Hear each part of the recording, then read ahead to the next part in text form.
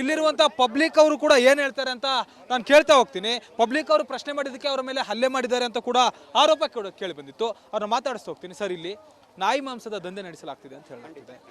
ಏನಿದು ನಿಮ್ಮ ಮೇಲೆ ಬೇರೆ ಹಲ್ಲೆ ಆಗಿದೆ ಅಂತ ಹೇಳಾಗ್ತಿದೆ? ಮಧ್ಯಾಹ್ನ 3 ಗಂಟೆಗೆ ನಾವಿಲ್ಲಿ ನಿಂತ್ಕೊಂಡು ಮಾತಾಡ್ತಿರ್ಬೇಕಾದ್ರೆ ಇಲ್ಲಿ ಬಾಕ್ಸ್ಗಳಿದೆಯಲ್ಲ, ಈ ಮಟನ್ ಬಾಕ್ಸ್ಗಳು ಯಾಕೆ ತಂದು ಇಲ್ಲಿ ರೋಡಲ್ಲಿ ಇಡ್ತಾ ಇದ್ದಾರೆ ನಮಗೆ ಡೌಟ್ ಆಯಿತು. ಇಲ್ಲಿ ಯಾರೋ 4 ಜನ ಇದ್ದವ್ರಿಗೆ ಕೇಳಿದ್ವಿ, ಆಮೇಲೆ ಜನ ಸೇರಿಕೊಂಡ್ರು. ನಮಗೆ ರೊಚ್ಚಿಗೆದ್ದು ನನ್ನ ಕೈಯಾರೆ ಓಪನ್ ಮಾಡಿದ್ದೀನಿ, ನನ್ನ ಕೈಯಾರೆ ನಾಯಿ ಮಾಂಸದ ಬಾಲ ಎತ್ತಿ ನೋಡಿದ್ದೀನಿ. ಅದು ನಾಯಿ ಮಾಂಸ ಕನ್ಫರ್ಮ್. ಯಾರೇ ಆಗಲಿ ನೋಡಿದ ತಕ್ಷಣ ಗೊತ್ತಾಗುತ್ತೆ. ಕುರಿಗೆ ಯಾವುದು ಇಷ್ಟುದ ಬಾಲ ಇರೋಲ್ಲ, ಕುರಿ ಇರೋದು ಇಷ್ಟುದ ಬಾಲ. ನಾನು ವೆಜಿಟೇರಿಯನ್, ನಾನು ತಂತೀನಿ ಆಯಿತಾ. ಅದನ್ನು ಕೇಳಿಕೊಂಡು ಅಲ್ಲಿಂದ ಟಾರ್ಗೆಟ್ ನನ್ನನ್ನು ಮಾಡಿದ್ದಾರೆ. ಅವ್ನು ಯಾರೋ ಗಡ್ದವ್ನು ನಿಂತ್ಕೊಂಡಿದ್ದ, ಅವ್ನು ಯಾರೋ ಗೊತ್ತಿಲ್ಲ ಅವನ ಹೆಸರು, ಅವ್ನು ಯಾರೋ ಅಲ್ಲಿಂದ ಟಾರ್ಗೆಟ್ ಮಾಡಿದ್ದಾನೆ. ಲಾಸ್ಟಲ್ಲಿ ಎಲ್ಲ ಜನ ಸೇರ್ಕೊಂಡ್ಮೇಲೆ ಈ ಕತ್ಲೆ ಆಯ್ತಲ್ಲ, ಪೊಲೀಸ್ನವ್ರ ಜೊತೆಗೆ ಸೇರಿಕೊಂಡು ಅವ್ರು ಯಾರೋ ಅಬ್ದುಲ್ ರಜಾಕು 4 ಜನರನ್ನ ಕರೆಸಿದ್ದ.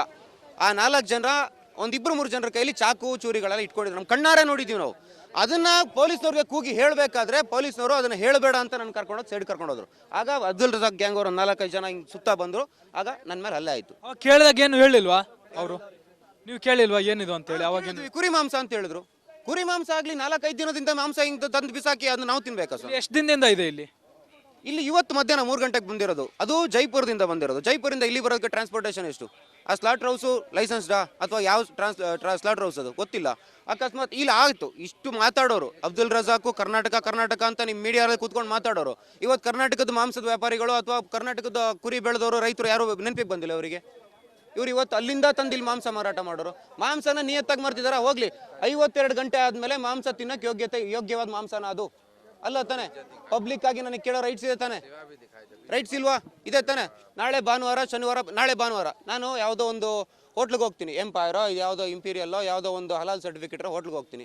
ಯಾಕಂದ್ರೆ ಅಬ್ದುಲ್ ರಜಾಕ್ ಕೊಡೋದು ಹಲಾಲ್ ಸರ್ಟಿಫಿಕೇಟ್ ಹೋಟ್ಲುಗಳಿಗೆ. ಅಲ್ಲಿಗೆ ಹೋಗ್ತೀನಿ.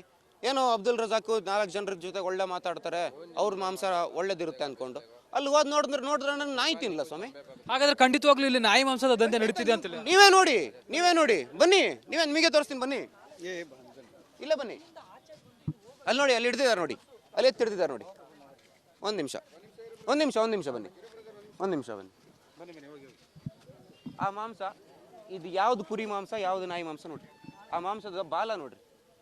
ಆ ಬಾಲಗಳು ಅಷ್ಟು ದೊಡ್ಡ, ಆ ಥರ ಬಾಲಗಳು ಕುರಿದಿರುತ್ತೆ ಎಲ್ಲಾದ್ರೂ. ಯಾವ ಊರಲ್ಲಿ ಬೆಳೆಸಿದ ಕುರಿ ಅದು? ಅವ್ರು ಕೇಳ್ತಾ ಇದಾರೆ ಕರ್ನಾಟಕದಲ್ಲಿಲ್ಲ, ಬೇರೆ ಕಡೆ ದೊಡ್ಡ ಬಾಲ ಬರ್ತದೆ ಅಂತ. ಇಲ್ಲಿ ನೋಡಿ, ಈ ಕತ್ತು ಇದು ಕಣ್ಣಲ್ಲಿ ನೋಡಿದ್ರೆ ಗೊತ್ತಾಗುತ್ತೆ ಇದು ಕುರಿ ಮಾಂಸ ಅಲ್ಲ, ನಾಯಿ ಮಾಂಸ ಅಂತ. ಈ ತರ ಕುರಿ ಬರುತ್ತೆ, ಈ ಹೈಟಲ್ಲಿ ಈ ತರ ಕುರಿ ಯಾವ್ದು ಬರುತ್ತೆ ತೋರ್ಸಕ್ ಹೇಳ್ರಿ ಅವ್ರಿಗೆ ಅಬ್ದುಲ್ ರಜಾಕ್ ಅವರು. ಕುರಿ ಈಗ ನೋಡ್ರಿ, ನಾವು ಇಷ್ಟು ಜನ 1 ನಿಮಿಷ ಇದನ್ನ ಕವರ್ ಮಾಡಿ. ಇದು ಇಷ್ಟು ಜನ ನಾವು ಇಲ್ಲೇ ಇದೀವಿ, ಇಲ್ಲಿದ್ದೀವಿ. ನಾವು ಬಂದ ಮೇಲೆ ಈ ಬಾಕ್ಸ್ ಬಂದಿದೆ. ಅಬ್ದುಲ್ ರಜಾಕ್ ನಾವೆಲ್ಲ ಬಂದ ಮೇಲೆ ಈ ಬಾಕ್ಸ್ ಬಂದಿದೆ. ಈ ತಲೆ ಫ್ರೆಶ್ನೆಸ್ ನೋಡ್ರಿ, ಇದನ್ನ ನೋಡ್ರಿ. 70 ಗಂಟೆ ಆದ್ರೂ ಇದು ತಿನ್ನೋಕೆ ಯೋಗ್ಯವಾದಂತ ಮಟನ್ನ. ಅವ್ರು ಹೇಳೋ ತರ ಕುರಿ ಮಟನ್ನೇ ಆದ್ರೂ ಇದನ್ನ ಇಷ್ಟು ಹೊತ್ತಾದ್ಮೇಲೆ ತಿನ್ಬೋದಾ?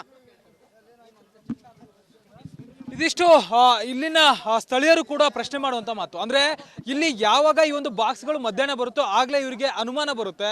ಸಾಕಷ್ಟು ಹೊತ್ತಾದ್ರೂ ಕೂಡ ಇಲ್ಲಿಂದ ಆ ಬಾಕ್ಸ್ಗಳನ್ನ ತೆಗೆದಿರೋದಿಲ್ಲ. ಹೀಗಾಗಿ ಇಲ್ಲಿನ ಒಂದಷ್ಟು ಸ್ಥಳೀಯರು ಇಷ್ಟೊತ್ತು ಕೂಡ ನನ್ನ ಜೊತೆ ಮಾತನಾಡ್ತಿದ್ದಂಥ ವ್ಯಕ್ತಿ ಮೊದಲು ಇದನ್ನ ನೋಡಿರ್ತಾರೆ ಅಂತ ಹೇಳಿದ್ರು. ಅದನ್ನ ಪ್ರಶ್ನೆ ಮಾಡಿದಂಥ ಸಂದರ್ಭದಲ್ಲಿ, ಚೆಕ್ ಮಾಡಿದಂಥ ಸಂದರ್ಭದಲ್ಲಿ ಸ್ವತಃ ಅದೇ ವ್ಯಕ್ತಿ ಹೋಗಿ ಅಲ್ಲಿ ಚೆಕ್ ಮಾಡಿದಂಥ ಸಂದರ್ಭದಲ್ಲಿ ಅಲ್ಲಿ ನಾಯಿ ಮಾಂಸ ಇತ್ತು ಅಂತ ಈಗಾಗಲೇ ಹೇಳಿದ್ದಾರೆ. ಅದಕ್ಕೆ ಸಂಬಂಧಪಟ್ಟಂತೆ ಪ್ರಶ್ನೆ ಮಾಡಿದಂಥ ಸಂದರ್ಭದಲ್ಲಿ ಅಬ್ದುಲ್ ರಜಾಕ್ ಅವರು ಕಡೆಯವರು ಬಂದು ಆತನ ಮೇಲೆ ಹಲ್ಲೆ ಮಾಡಿದ್ದಾರೆ ಅಂತ ಕೂಡ ಆರೋಪನ ಮಾಡುವಂತ ಕೆಲಸವನ್ನು ಮಾಡಿದ್ದಾರೆ. ಸದ್ಯಕ್ಕೆ ಈ ಒಂದು ವಿಚಾರ ಪೊಲೀಸ್ ಠಾಣೆ ಮೆಟ್ಟಿಲುವರೆಗೂ ಕೂಡ ಹೋಗಿದೆ. ಈಗ ಫುಡ್ ಇನ್ಸ್ಪೆಕ್ಟರ್ಗಳು ಕೂಡ ಬಂದು ಈ ಒಂದು ಕ್ವಾಲಿಟಿ ಚೆಕ್ ಅನ್ನು ಕೂಡ ಮಾಡಬೇಕಾಗುತ್ತೆ. ಜೊತೆಗೆ ಇಲ್ಲಿರುವಂತಹ ಬೇರೆಲ್ಲ ಬಾಕ್ಸ್ಗಳು ಕೂಡ ಇಲ್ಲಿ ಇದೆ. ಅಂದ್ರೆ ಒಂದು ಬಾಕ್ಸ್ ಅನ್ನ ಮಾತ್ರ ಇಲ್ಲಿ ಓಪನ್ ಮಾಡುವಂತ ಕೆಲಸವನ್ನು ಮಾಡಲಾಗಿದೆ. ಮಿಕ್ಕಿದ ಎಲ್ಲ ಬಾಕ್ಸ್ಗಳಲ್ಲೂ ಕೂಡ ಏನೇನಿದೆ ಅನ್ನುವಂತ ಒಂದಷ್ಟು ಪರಿಶೀಲನೆಯನ್ನು ಕೂಡ ಮಾಡುವಂತ ಕೆಲಸವನ್ನು ಮಾಡಬೇಕಾಗುತ್ತೆ. ನಿಜಕ್ಕೂ ಕೂಡ ಇಲ್ಲಿ ನಡೀತಿರೋದೇನು, ಜೊತೆಗೆ ಮೇಲಿರುವಂತಹ ಒಂದಷ್ಟು ದಾಖಲೆಗಳನ್ನ ಇವರು ಫಿಶ್ ಅಂತ ಹೇಳಿ ಈ ಒಂದು ಬಾಕ್ಸ್ಗಳನ್ನ ತೆಗೆದುಕೊಂಡು ಬಂದಿದ್ದಾರೆ, ರೈಲಿನಲ್ಲಿ ಸಾಗಿಸಿದ್ದಾರೆ ಅನ್ನೋಂಥ ಆರೋಪಗಳನ್ನು ಕೂಡ ಮಾಡಲಾಗಿತ್ತು.